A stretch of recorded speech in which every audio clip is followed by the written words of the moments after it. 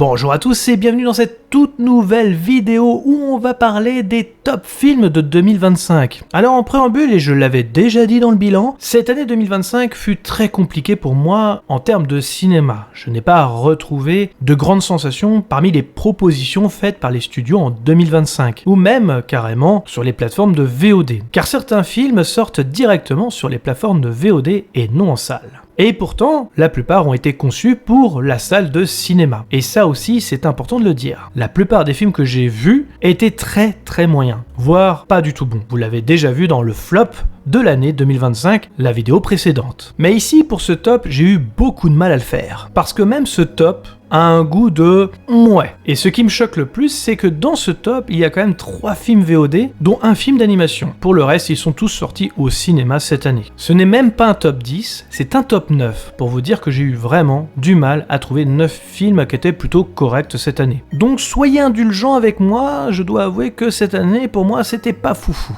Et encore une fois, n'hésitez pas à mettre votre top cette année, peut-être que j'ai du rattrapage à faire, qui sait vraiment. Et c'est parti pour le top film de 2025. Numéro 9.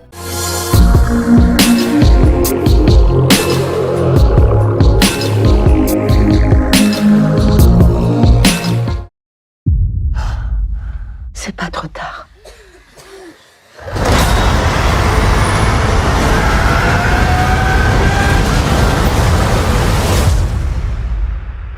Numéro 9, The Lost Bus. Réalisé par Paul Greengrass et produit par Blumhouse, et en général Blumhouse c'est pas forcément signe de qualité, on va pas se mentir. Et diffusé chez nous sur Apple TV. Porté par Matthew McConaughey, ce film raconte les événements des incendies de 2018 aux États-Unis. Et pour le coup, j'étais assez impressionné par la réalisation. Alors, vous allez me dire, ça reste un film Apple TV, donc pas extraordinaire, et pas beaucoup de gens en ont parlé finalement de ce film. Mais la bande-annonce donne vraiment envie, donc n'hésitez pas à la regarder si vraiment le cœur vous en dit. Par contre, pour le film, effectivement, il fait partie du top de l'année, parce que, en termes de réalisation, c'est pas forcément évident à faire. Là, je vais parler plus technique, parce que finalement, au niveau du scénario, ce n'est pas non plus extraordinaire. Ça reste assez classique, il a aussi un peu des allures de téléfilm de luxe, avec des acteurs de luxe, mais globalement, j'étais vraiment pris par la réalisation et la mise en scène de Paul Greengrass. Paul Greengrass, vous savez, c'est un réalisateur qui sait quand même mener l'action. Si vous vous souvenez de Vol 93, ou même carrément, si vous avez aimé Jason Bourne, il est plutôt efficace dans sa réalisation, et j'avoue que j'ai été happé du début à la fin. Alors, il y a aussi quelque chose également qui relève du film, c'est un petit peu son côté 90 catastrophe. Vous savez, les fameux films qu'on avait à foison, et qu'on avait tous en VHS chez soi. Eh bien, c'est un peu le cas ici. Vous savez, un film catastrophe, c'est pas forcément évident à rendre plutôt bon, la plupart de ces films ont même parfois des allures de nanar. Mais là, ici, ça fonctionne bien. Alors on se base forcément sur une histoire vraie, et il ressemble un petit peu, faut le dire, à Vol 93 par moment. Le suspense est là, et les acteurs sont tous à fond. Peut-être que j'aime un peu trop ce réalisateur depuis son Bloody Sunday, mais en tous les cas, j'ai trouvé que The Lost Bus était plutôt efficace. C'est un chauffeur de bus qui va essayer de ramener des enfants à leurs parents, sous couvert bien sûr des incendies de 2018 en Californie, qui était un des incendies les plus meurtriers de son histoire. Forcément, la tension est bien palpable. Les effets spéciaux sont plutôt réussis, et je trouve aussi que c'était assez perturbant parce qu'on est normalement en plein jour, mais comme avec la fumée des incendies, on a la sensation perpétuelle d'être dans une nuit noire totale. Et effectivement, c'est très perturbant dans le film. Une impression d'être piégé dans une nuit où l'enfer réside. Bref, je vous conseille ce film, si vous avez l'occasion de me dire en commentaire si vous avez aimé ou pas, je serais ravi d'avoir votre point de vue. Et c'est parti pour le numéro 8. Ouais.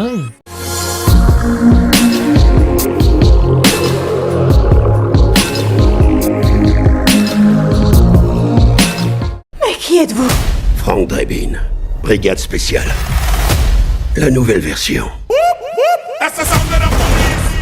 Numéro 8, y a-t-il un flic pour sauver le monde? Ce film est un remake sequel de la série qui avait été créée par les As, que j'aime beaucoup d'ailleurs. Je m'attendais pas à aimer le film, parce que effectivement les films sur l'absurde, en tous les cas, ça manque cruellement aujourd'hui dans le paysage cinématographique. Alors oui, Scary Movie 6 revient l'année prochaine, en tout cas en 2026, mais bon, c'est vrai que tout ce qui est absurde, ça a un petit peu disparu de la circulation depuis un petit moment. Le dernier que j'avais bien aimé, c'était Very Bad Cop avec Mark Wahlberg et Will Ferrell, pour pour vous dire. Alors celui-là est un peu moins efficace que Very Bad Cop quand même, faut le dire, mais honnêtement il y a des scènes qui sont hilarantes, notamment celle du chalet avec le bonhomme de neige que j'avais adoré franchement, et je me suis quand même bien marré dans le film, donc oui effectivement il fait partie du top, et c'est peut-être même pour moi la comédie de l'année. Alors oui, la réalisation n'est pas comme les As, ils n'arrivent pas à couper au bon moment, c'est vrai, ce film a tout de même des défauts, mais globalement je le reverrai avec plaisir. J'ai passé un excellent moment, je me suis bien marré. Après le réalisateur n'a pas fait tant de longs métrages que ça, donc est-ce qu'on peut lui pardonner, je ne sais pas, mais en tout cas oui, il y a des petits moments où on se dit ah c'est con, la blague aurait pu être coupée à ce moment-là. Il y a un comique de répétition aussi qui parfois fonctionne, parfois ne fonctionne pas, j'en suis conscient, mais ça reste un bon film. Liam Neeson et Pamela Anderson en font des caisses, et c'est pour notre plus grand plaisir. Si vous aimez l'absurde et si vous aimez les As, alors ce sera pas aussi bien que les As, je tiens à préciser quand même, eh bien écoutez, foncez-y, c'est plutôt sympa. Numéro 7.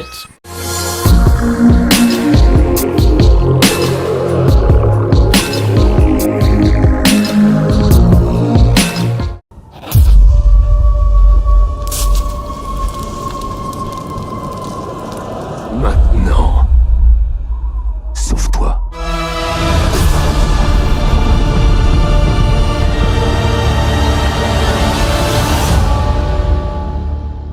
Numéro 7, Frankenstein. Réalisé par Guillermo del Toro, je suis pas un grand fan de Guillermo del Toro, je tiens à le préciser aussi dans cette vidéo, mais c'est important aussi de dire que je ne suis pas non plus un fan zouz de Guillermo del Toro. Alors ce Frankenstein, il a des petits défauts quand même s'il fait partie du top de cette année 2025, c'est dommage d'avoir raté la créature. Mais en général, c'est le cinéma de Guillermo del Toro qui est comme ça, c'est-à-dire qu'il rend ses créatures assez belles. Et c'est peut-être mon problème avec le film. C'est écrit par Mary Shelley, et Mary Shelley en fait une créature plutôt quand même hideuse. En tout cas, elle le décrit tel quel dans son livre. Alors, vous allez me dire, adapter, c'est trahir, et vous aurez raison. J'ai un problème avec ça. En fait, je suis un fan du bouquin de Mary Shelley, mais aussi un grand fan de l'adaptation de Kenneth Branagh, sorti en 94 avec Robert De Niro et Helene Bonham Carter. Pour vous dire, mon rapport avec ce film, c'est qu'il me faisait très peur. Et dont la créature, où on avait un Robert De Niro totalement méconnaissable. Mais celle qui me faisait le plus flipper, c'est la créature d'Helene Bonham Carter, qui était vraiment horrible pour moi quand j'étais petit. Et à partir de ça, j'avais, au niveau de Frankenstein, uniquement cette référence. Et quand je lisais le livre de Mary Shelley, eh bien, j'imaginais justement les personnages comme celui de Kenneth Branagh. Mais alors, vous allez me dire, mais pourquoi il se retrouve dans les tops? Eh bien, en fait, mis à part la créature, qui ressemble plus à un ingénieur de Prometheus, j'ai beaucoup aimé les décors, les acteurs aussi, puisque les acteurs sont extrêmement bien impliqués, et la réalisation qui, je dois avouer, était plutôt très bonne. Jacob Elordi fait un travail plutôt efficace, malgré justement encore une fois les maquillages. Vous avez aussi Oscar Isaac en Victor Frankenstein qui est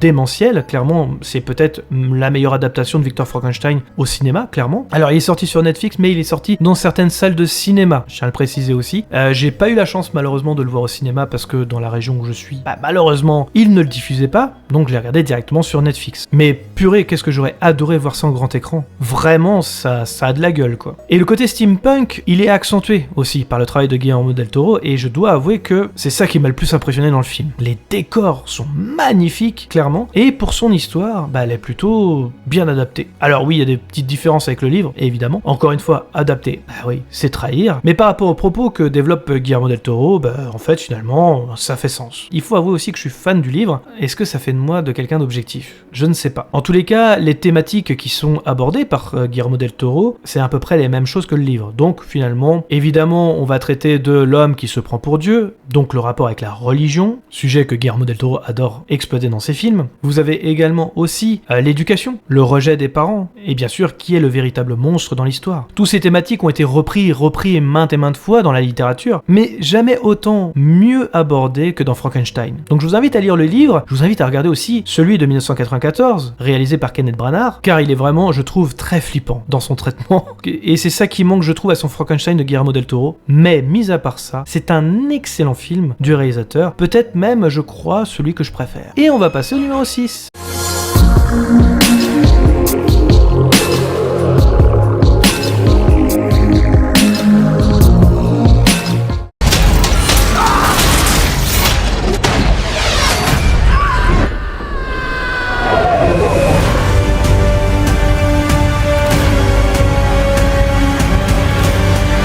Numéro 6, Predator Killer of Killers. Réalisé par Dan Trachtenberg et Joshua Wasung, ce film d'animation a été diffusé directement sur Disney+, dans l'indifférence la plus totale. J'adore la saga Predator, en tout cas les deux premiers. J'ai trouvé The Predators de 2010 moyen, et je l'ai revu dernièrement, c'est pas extraordinaire non plus. Et le reste, m'a laissé un petit peu indifférent, mis à part Prey, qui est réalisé par le même réalisateur. Donc j'étais intrigué de voir ce qu'il allait faire de la saga. Donc c'est quelque part le deuxième film du réalisateur sur cette saga. Et vous allez voir, spoiler alert, et oui, le réalisateur est aussi dans le flop de 2025, puisqu'on a déjà traité Predator Badlands, qui était le deuxième film de cette année, Predator, du même réalisateur. Alors il est à la fois dans les flops et aussi dans les tops. Je sais, ça paraît difficile à croire. Et pourtant, ce film d'animation est très efficace. D'ailleurs, j'aurais adoré voir ça en live action, clairement. Mais peut-être un peu trop ambitieux. On parle de 3 époques, presque 3 films en un seul, et en plus qui va se permettre de relier le tout avec aussi les premiers films.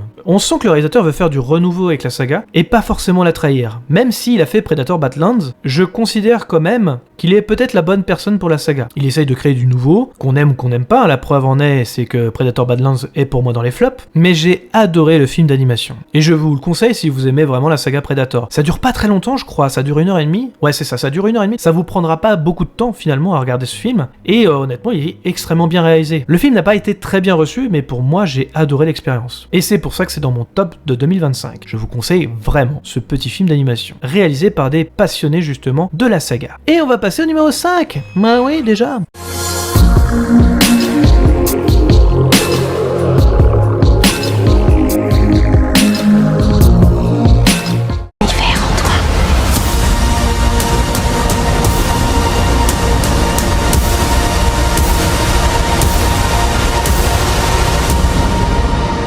N'est-ce pas merveilleux?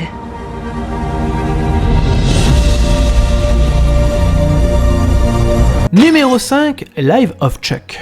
Réalisé par Mike Flanagan, réalisateur de l'excellent Dr. Sleep, si vous avez l'occasion, c'est la suite de Shining, qui est plutôt efficace, si jamais vous avez l'occasion, avec Rebecca Ferguson et Ewan McGregor. Porté par des acteurs talentueux, et encore une adaptation de Stephen King, Life of Chuck est un excellent film sur le deuil, et même peut aller au-delà de ça. C'est un film vraiment good vibes, justement, là-dessus, et c'est pas forcément évident à faire. Mais Mike Flanagan était la bonne personne pour le réaliser. Et c'est d'ailleurs, je sais pas si vous le savez, le prochain réalisateur de la saga L'Exorciste, avec Scarlett Johansson. Je sais pas ce que ça va donner, j'espère que les thématiques qui lui sont chères vont être portées aussi dans le film, parce que L'Exorciste, ce n'est pas que un film de possession, évidemment. William Friedkin l'avait très bien compris, mais ceux qui détiennent les droits, Blumhouse, pas du tout. Donc j'espère, et je croise les doigts, que la saga reprendra des couleurs grâce à ce réalisateur talentueux. Je considère ce réalisateur comme plutôt efficace, dans l'horreur notamment, mais qui va aller au-delà de l'horreur, nous raconter justement des histoires autour de cette peur qui nous anime. Et Life of Chuck, alors le film ne fait pas peur, je tiens à préciser, il a ce côté un petit peu fantastique, qui est plutôt efficace et qu'on retrouve justement dans The Haunting of Hill House par exemple, que j'avais adoré sur Netflix. Il y a beaucoup de symbolisme dans Life of Chuck, je vous invite à le regarder parce que c'est très compliqué à pitcher clairement, et en plus de ça le film va un petit peu dans le désordre avec ce chapitre à l'envers. Mais c'est plutôt efficace pour apprendre à connaître le personnage et apprendre aussi à connaître justement ce qu'il a apporté dans cette société et dans cette vie. J'ai été touché par le film, je comprends que les gens l'ont adoré, par contre le film n'a pas été très bien distribué, donc il y a très peu de gens finalement qui ont eu la chance de voir le film au cinéma. Moi personnellement, malheureusement ça a été un rattrapage, car il ne passait pas dans les cinémas où j'étais. Et je vous conseille ce film plutôt de bonne facture. Et on va aller au numéro 4. Numéro 4.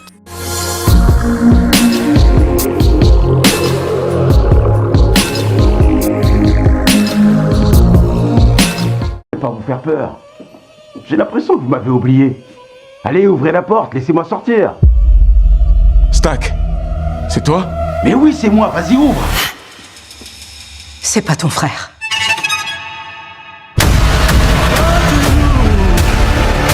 Numéro 4, Sinners.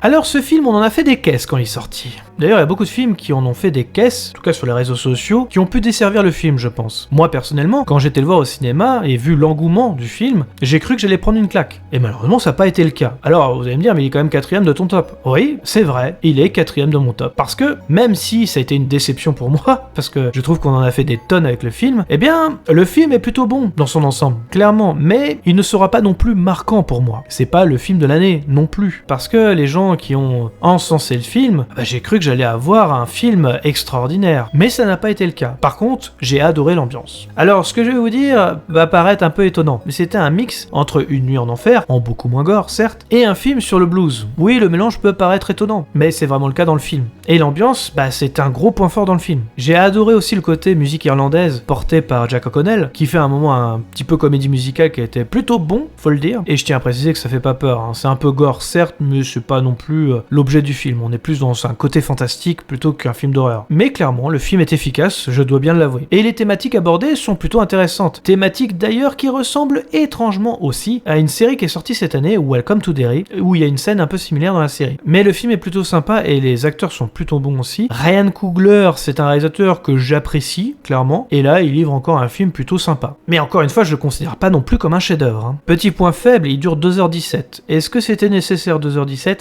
J'avoue que moi, j'aurais coupé un petit peu, hein, parce que c'était un peu long pour ce que ça racontait quand même. Bref, je vous conseille le film quand même, et me dire en commentaire ce que vous avez aimé ou pas le film, parce que je vois que ça divise mine de rien. Surtout avec recul. Pour l'avoir vu une deuxième fois, certains ont vu le film au cinéma, on en fait des caisses, et ont revu le film plus tard, et ont avoué aussi que finalement, peut-être qu'ils en avaient fait des caisses. Mais il reste tout de même dans le top de cette année 2025, donc écoutez, ça veut dire que ça a été plus ou moins efficace tout de même. Et on va passer au numéro 3.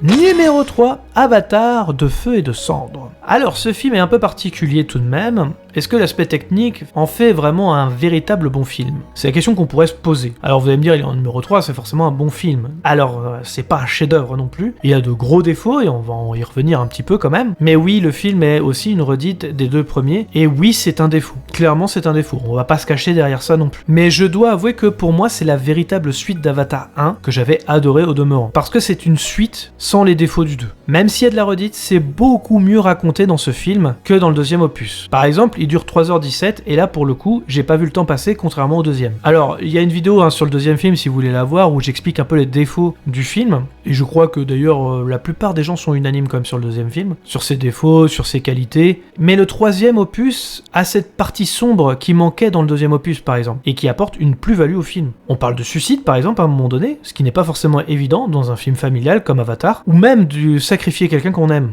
Sans véritablement spoiler évidemment, hein. Mais ce film a une partie noire, notamment aussi avec ses antagonistes, avec ce fameux peuple des cendres, qui n'hésite pas à tuer justement d'autres navis ou d'autres personnages. Et c'est ça qui manquait je pense au deuxième film, qui racontait à peu près la même chose qu'Avatar 1, sauf que c'était sous l'eau. Et là vous allez me dire, mais oui, Avatar 3 aussi reprend des éléments du deuxième et du troisième film, oui c'est vrai, mais je trouve que la mise en scène, la façon de raconter le film, est largement meilleure que le deuxième opus. Et la technique ne cesse de m'impressionner également. Donc c'est pour ça, c'était une expérience cinéma, je tiens à le préciser. Et c'est pour ça que je parle de technique aussi, et que c'est vraiment le gros point fort du film. Avec moi je l'ai vu en 3D, et avec justement le 48 images par seconde, j'ai trouvé que le film était encore incroyablement beau. C'est une attraction effectivement, c'est une expérience de cinéma. J'aurais pas la même quand je vais le revoir en Blu-ray, ça j'en suis sûr. Déjà il n'y a pas le 48 images par seconde, et ça m'embête un peu. Il y avait déjà ce défaut dans le deuxième film, où j'avais adoré cette technique, et quand j'ai acheté en Blu-ray 4K, j'étais très déçu de pas l'avoir, alors qu'on pourrait clairement l'avoir sur le Blu-ray, je tiens à le préciser. Et ici, oui, mon expérience cinéma était totale, je me suis pas ennuyé, j'ai adoré ce que j'ai vu, j'ai adoré l'histoire aussi, même s'il y a beaucoup de redites, mais il y a aussi beaucoup de changements également. Et ces changements, on a tendance à les oublier au profit du plagiat du 1 et du 2. C'est ce qui est dommage. Et alors, est-ce qu'il y a une véritable évolution entre le début et la fin ? Pour moi, oui. Même si certains personnages sont au même niveau, certains personnages ont évolué. Neytiri, par exemple, ou même Quaritch, ils ont une évolution entre le début et la fin. Ils ne pensent pas pareil au début et à la fin du film.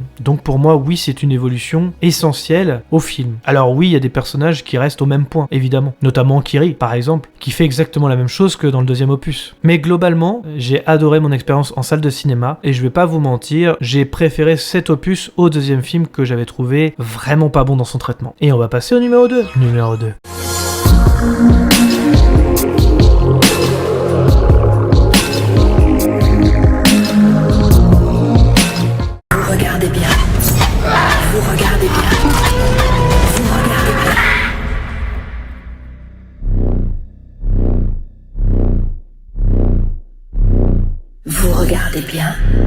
Numéro 2, Évanoui, qui est un film d'auteur, donc réalisé et écrit par Zach Cregger. Alors Zach Cregger, c'est celui qui avait fait Barbare il y a pas très longtemps, qui est disponible uniquement je crois sur les plateformes, et que j'avais découvert sur Disney+, à l'époque, alors je crois qu'il a changé de plateforme entre temps. Mais bref, j'avais adoré Barbare, donc Évanoui, j'étais un petit peu en attente pour voir ce qu'allait donner, et peut-être confirmer que Zach Cregger est un bon réalisateur. Et force est de constater que c'est le cas. Le film raconte la disparition de 17 enfants, et le film est géré en plusieurs chapitres, avec plusieurs personnages, et avec des points de vue à chaque fois différents. Et c'est peut-être ça la force du film d'ailleurs, traiter de différents points de vue une situation catastrophique. Et honnêtement, j'ai adoré tous les points de vue. Alors les révélations peuvent être parfois décevantes, en tout cas pour certains spectateurs c'était le cas. Et moi j'avoue que j'ai beaucoup aimé. J'ai beaucoup aimé les révélations, j'ai beaucoup aimé le côté dérangeant, j'ai beaucoup aimé, également aussi, on parlait d'ambiance avec Sinners, mais pareil, ce film a une ambiance particulière. Et je dois avouer que même au cinéma, j'ai un peu flippé par moments. Les acteurs sont tous très bons, la réalisation est aux petits oignons, et il y a parfois des morts graphiques. La tension est palpable tout du long, et encore une fois, comme en 2024, c'est les films d'horreur qui sortent leur épingle du jeu. C'est là où on va créer plus de sensations, plus d'émotions, et Évanoui en fait partie. Je viens de m'apercevoir que Zach Cregger a fait aussi la musique et bien sûr produit le film. Et je tiens à préciser aussi que c'est le prochain réalisateur de la saga Resident Evil qui va être rebooté l'année prochaine en septembre. Il y a un moment, il y a un espèce de zombie, je vais pas en dévoiler plus, mais vu la façon dont c'est filmé, écoutez, je suis impatient de voir son travail sur Resident Evil, malgré que la saga va être très dure à adapter si on veut un bon film. Mais vu ce qu'il a fait sur ses deux premiers films, écoutez, je reste intrigué, impatient de voir son travail sur Resident Evil. Peut-être que ce sera dans les flops de 2026, qui sait vraiment. Et on va passer au numéro 1.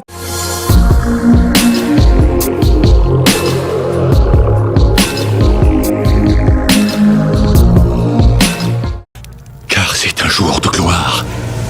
Le jour du jugement dernier. Oui, mes enfants! Oui!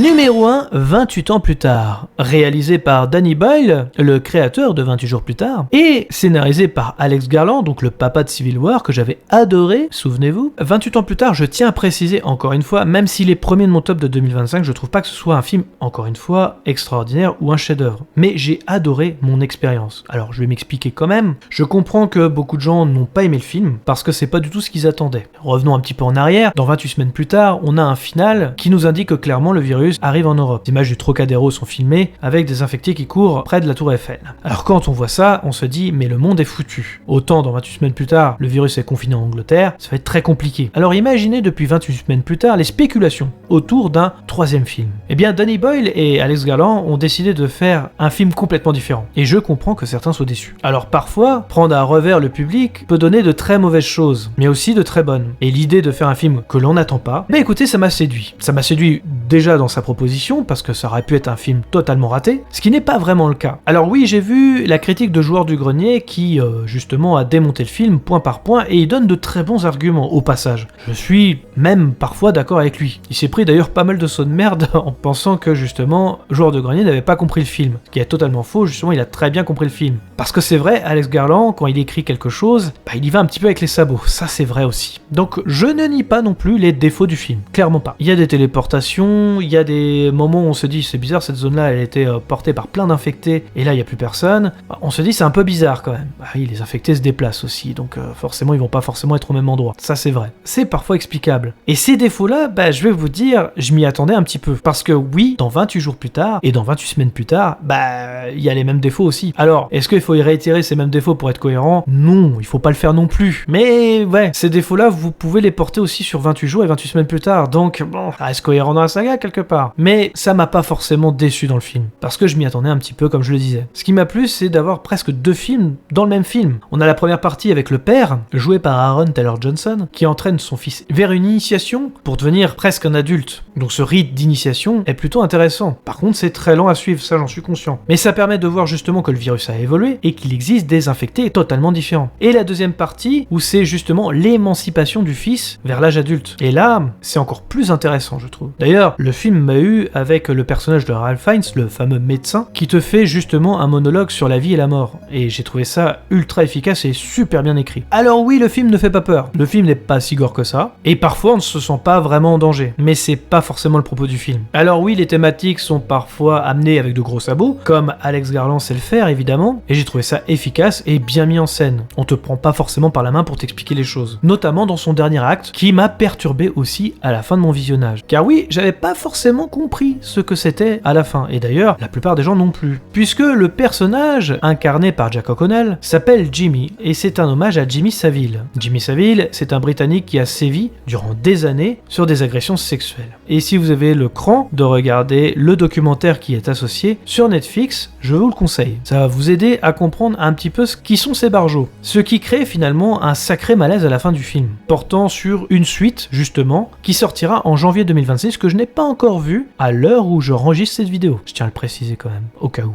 Et cette fin peut faire bugger pas mal de gens. Ça fait référence aussi à l'intro du film, évidemment, puisqu'on suit un gamin, fils d'un prêtre protestant, qui regarde justement les Teletubbies, autre programme dérangeant d'ailleurs de l'époque. C'est pour ça qu'on a des couleurs vives, qui se battent un peu comme des Power Rangers, sûrement en rapport à l'enfance de ces enfants-là. Et finalement, quand on y repense, c'est plutôt bien trouvé, et beaucoup plus dérangeant qu'il n'y paraît. Moins ridicule que mon premier visionnage finalement. Et ce qui est bien aussi avec ce genre de film, en tout cas de 28 ans plus tard, de la saga 28 ans plus tard, c'est que chaque film est finalement indépendant. Même ce troisième film, qui fait une ouverture sur une partie 2, reste aussi indépendant quelque part. Il peut très bien être indépendant, je pense, des deux autres prochaines parties. Il fait pas non plus du Alexandre Astier avec son Kaamelott ou sa coupe directe. Non. Il y a quand même une évolution du personnage principal. Il évolue vraiment dans son traitement et à la fin du film, il a accompli quelque chose. Il a accompli à la fois son deuil et aussi son émancipation face à un père qu'il renie presque quelque part. Il est devenu un véritable homme. Son rite d'initiation et son émancipation a réussi, malgré qu'il soit dans le gang des Jimmy à la fin. Mais ça, c'est pour la partie 2, qui lui apprendra sûrement autre chose sur l'humanité, et on suivra aussi les éléments du médecin qui potentiellement pourrait être la solution du vaccin contre cette infection. Il y a aussi un aspect plus politique dans le film, que pas beaucoup ont relevé d'ailleurs, certains l'ont fait, attention, je dis pas que j'ai la science infuse là-dessus, mais